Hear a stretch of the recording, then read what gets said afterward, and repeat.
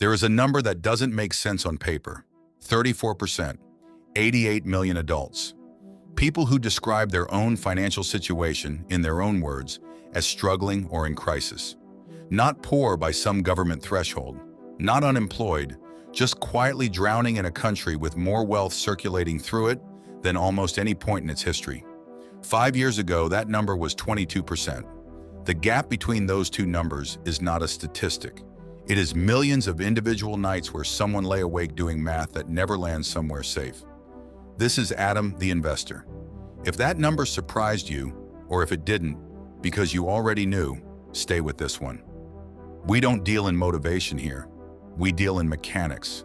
Let's go. You are 34 years old. 5 years ago, you weren't struggling. You had a job, a one-bedroom apartment, a car that worked, and a number in your checking account that fluctuated but never frightened you. Today, the job is the same job. The apartment is the same apartment. Nothing about your effort has changed.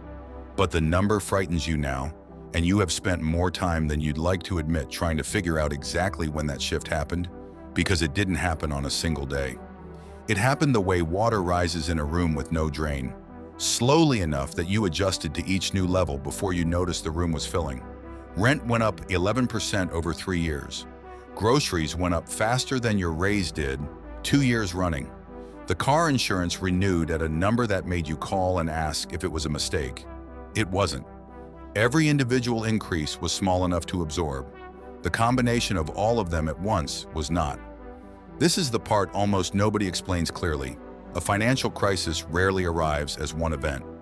It arrives as 100 reasonable-sounding increases, stacking on top of an income that didn't move at the same pace, until one day the math simply doesn't close anymore.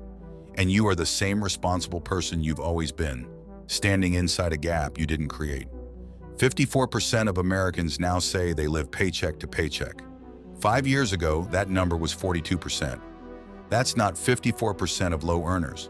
That includes people earning 6 figures, people with degrees, people with retirement accounts that are, on paper, doing exactly what they're supposed to do.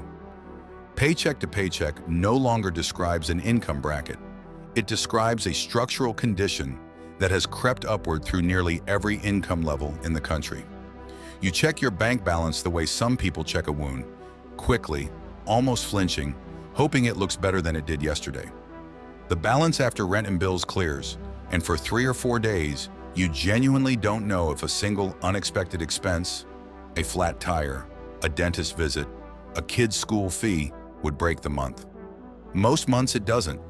The fact that you're never certain it won't is its own quiet tax, one that shows up nowhere on a balance sheet but sits in your chest every single day.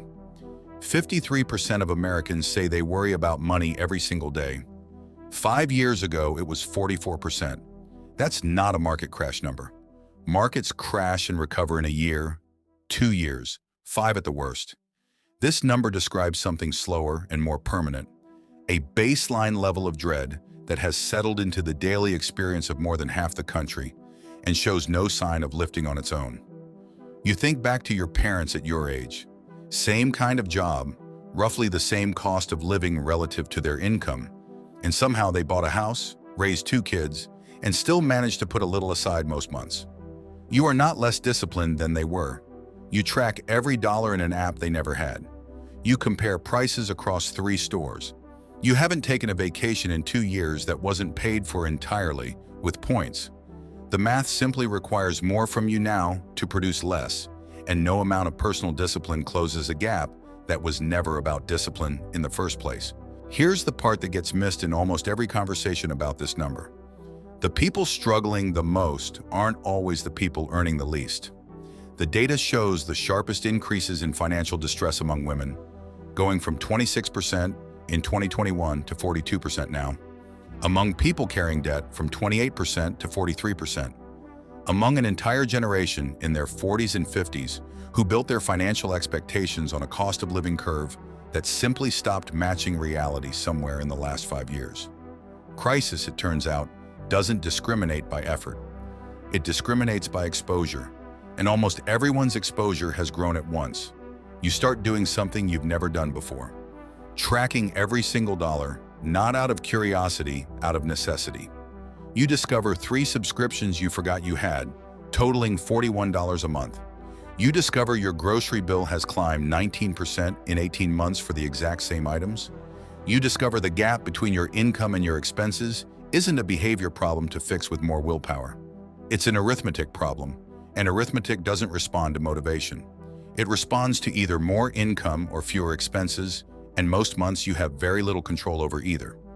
This is where the story usually goes one of 2 directions, and the direction matters more than almost anything else in it.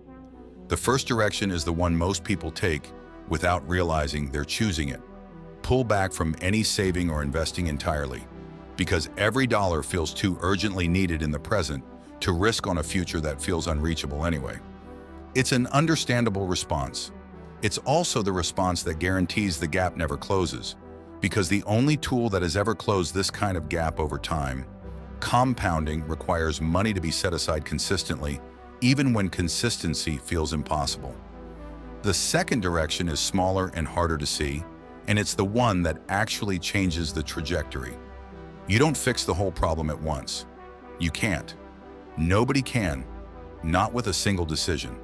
But you find the $20 a month buried in a subscription you forgot, and instead of letting it disappear back into the gap, you redirect it.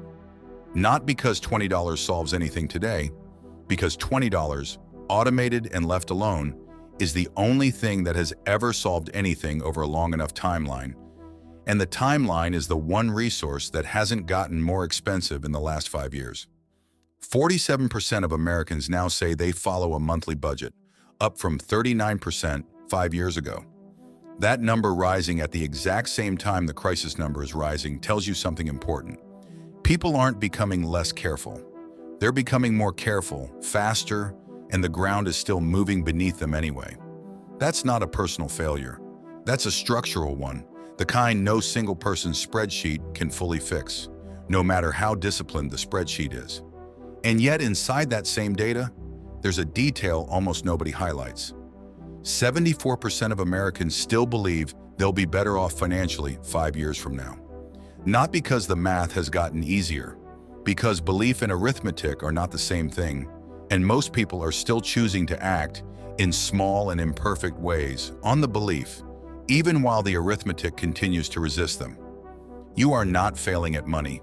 You are operating inside a structure that has shifted weight onto nearly everyone at once, quietly, over exactly 5 years, while asking nothing of you that resembles a single dramatic event you could point to and call a crisis. It arrived the way water rises in a room with no drain. The only response that has ever worked against that kind of rise isn't panic, and it isn't denial. It's finding whatever small redirectable amount still exists inside a budget that feels fully spoken for, and giving it somewhere to compound, even while the larger structure around you is still being figured out by people with far more power than you have. The 88 million people inside this number are not 88 million failures. They are 88 million people doing arithmetic against a number that moved without warning them first. The only thing that has ever mattered for the people who eventually climb back out is whether they kept the smallest possible amount moving forward, automated, consistent, and left alone long enough for the only force that has ever worked against an unfair structure to start working in their favor instead. If this video describes something you've been feeling but couldn't put into words, hit like and subscribe, and share it with someone who's quietly carrying the same weight. Drop a comment and tell me what topic you want broken down next. I read everyone.